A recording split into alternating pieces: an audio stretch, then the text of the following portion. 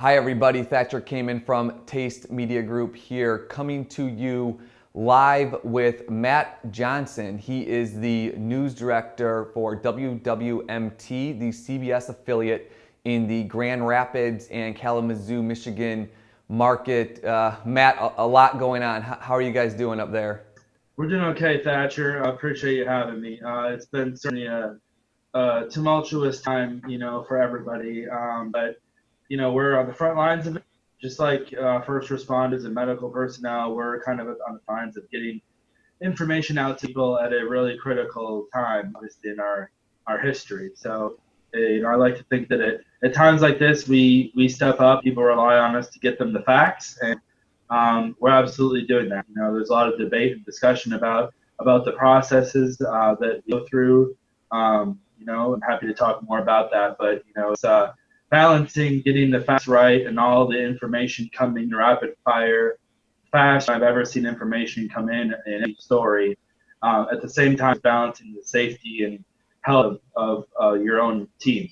So that's been the biggest challenge, balance that, and then all of our own personal situations that all of our team members have as well, trying to balance their own fears and concerns about them or their loved ones and how their routines have been disrupted. Yeah, Matt, I mean, a lot to unpack there. When you're talking about numbers, if I could just take that part of your response there, what are the numbers, without laying them out directly, but what are the numbers that you're telling your team to focus on? Is it the total amounts? Is it the increase? Is it the amounts that are no longer affected? And how are you guys getting those numbers just as a news station? Is it the same mechanisms that the public's receiving from the CDC? Yeah, so we're relying on the CDC and our state health department and the local health departments, and we're only reporting positive cases that come in from those government entities. And then we're also every day putting those numbers into context to other states, the rest of the country, to the rest of the world. And we're trying to do that in a creative, innovative way, graphically, to really emphasize to people using a visual medium, whether that's on social media, the web, or on TV, to graphically show people the numbers in context.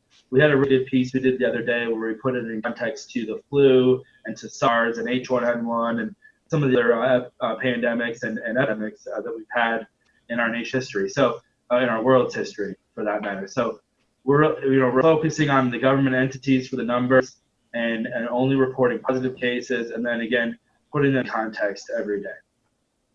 And if you don't mind me asking, when are those, when you're reporting every day, when are you making the call from the previous day, if that makes sense? Is that at like midnight going into the next day, or what's your time frame? Because as you said, the decision-making process is quicker than you've ever had to do before. So the state of Michigan, the way they are releasing numbers actually just changed today. And so they're releasing an update at 2 p.m. every day. And the numbers there go from the previous night at midnight through 2 p.m. that day, and they update those 2 o'clock every day. But when it was previously just the state reporting numbers, now all these independent labs are also reporting numbers. So the state health department now adjusted, and they're taking all of those results into consideration. So in one specific day, for example, our cases here tripled, but that's because there was additional lab tests that came in that previously weren't being counted. So we're just disclosing to the public, hey, the way that these are being counted has changed. This is how it's changed. This is the time we're getting our numbers from, and this is why you're seeing the numbers that you see. Wow, Matt. I mean, a lot to not only communicate numbers, but communicate how the numbers are being calculated. Moving forward here, Matt, with the way you guys are covering this, do you see certain numbers starting to become more important than other numbers per se, or do you want to continually just present all numbers? I think we have to continuously give context. However we need to do that, that's the most important part of it. And revealing the context, revealing our process. Our reporting process, the attribution is more important than ever. Where are you getting the information?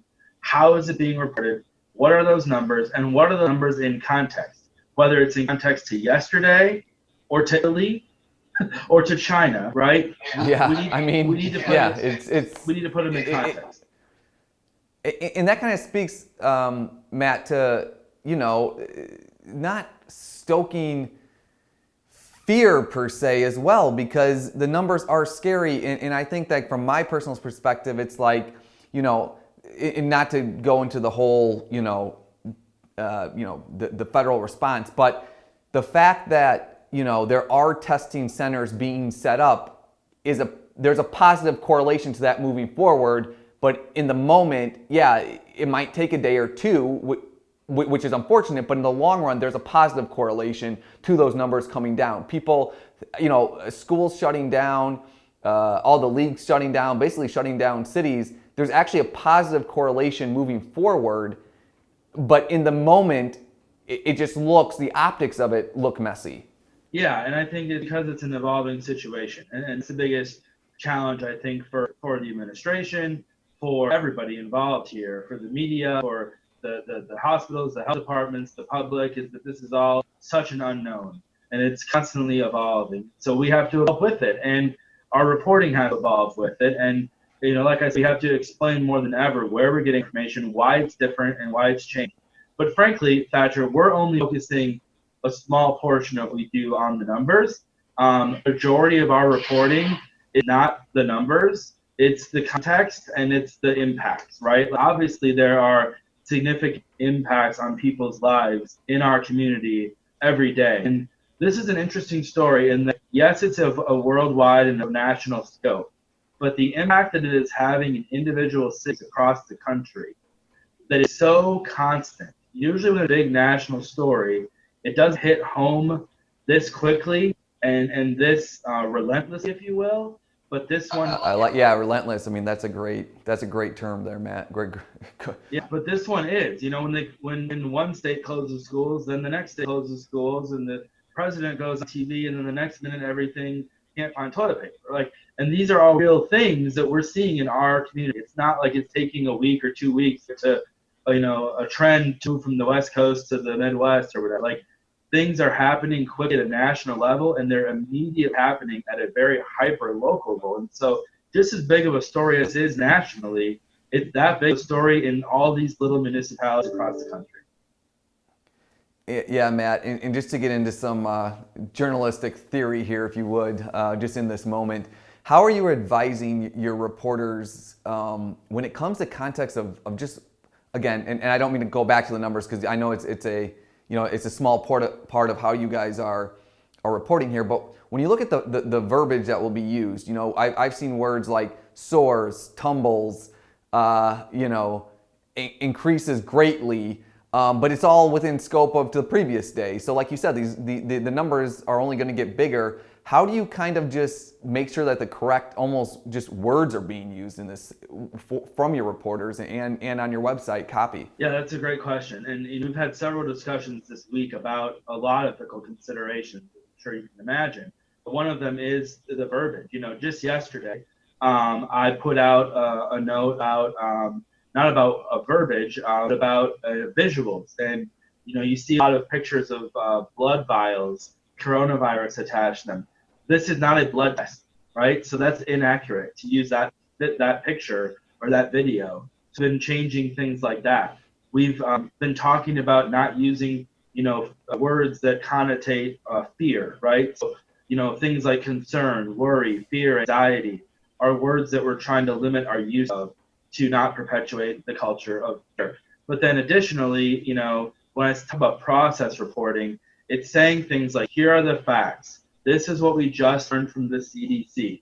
This is what the governor says you should do tonight, right? It's using verbiage very carefully to attribute where the information is coming from, not using that fear language, and just being very, very transparent, something we should already be doing. But this is a time where we need to be even more transparent than we've ever been. And watching what we say is things that we've definitely been keeping an eye on daily. But like I told you at the beginning of the call, the numbers went from 100 to 300 here in 24 hours. You can say that the numbers tripled. That's accurate. Okay, that's easier for people to understand. And we're not sensationalizing, but numbers went from 100 to 300 in a day. That's a big deal.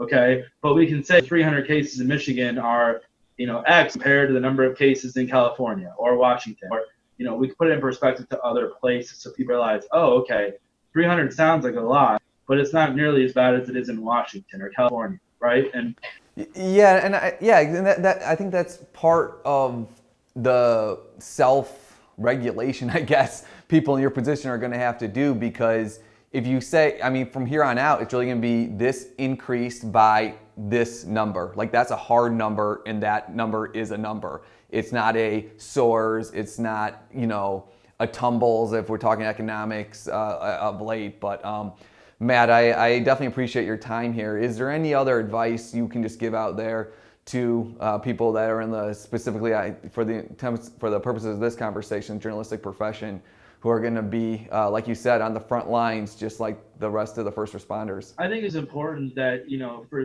for journalism friends on online here to understand that we're all in this together, and you are an important essential piece of this, and to not forget about yourself and your own health and well-being and your safety. And I would also say to the public to just understand that we are doing the right thing, and that so many newsrooms across the country are having the same conversations that we're having. But there are good people on the front lines that are making smart decisions to make sure that we're getting the right information to the public, and it is not being made up or out of proportion.